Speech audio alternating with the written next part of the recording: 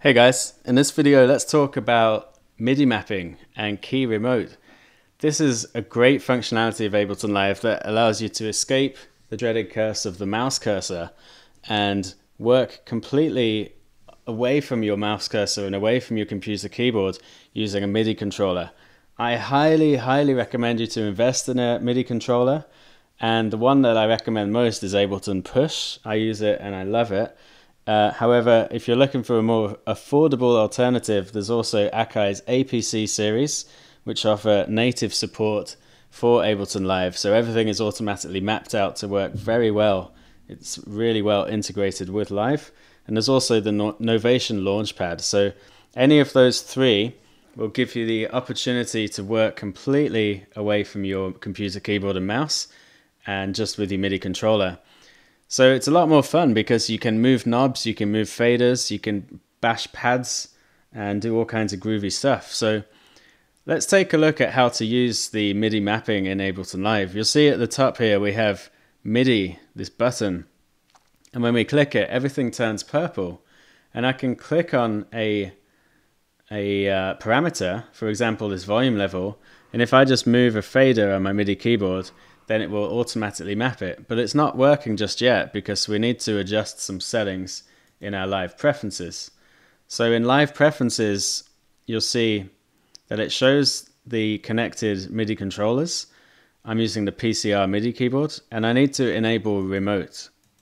So now that remote is enabled, I'll be able to map. So we just click on MIDI now. And if I want to map a fader on my MIDI controller to this volume level here, all I do is click on that volume level with my mouse and move up and down the fader that I want to control that. And now it says 1 out of 17. And that has been mapped. So now when we click out of MIDI mode, MIDI map mode, you'll see that as I move my fader, trust me, I am moving my fader and not my mouse cursor on my MIDI keyboard, but you can't see that. You'll see that the volume level of track 1 is changing. So that's how you use MIDI mapping. And imagine if I want to get rid of that, all I need to do is click on MIDI, and where it says 1 over 17, click on that and hit delete.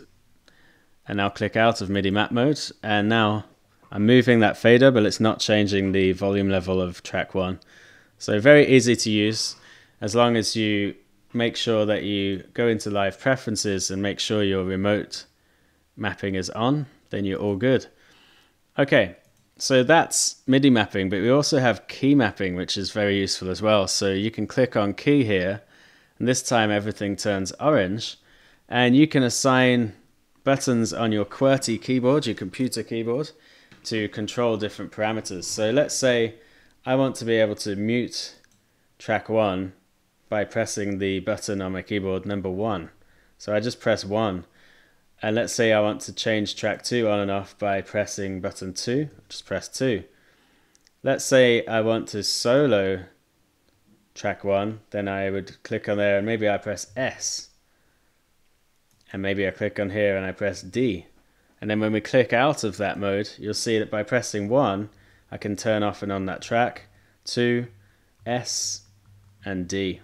It gives you a lot more options for finding quick workflows that suit your particular way of working. So have some fun with that, and I'll see you in the next tutorial.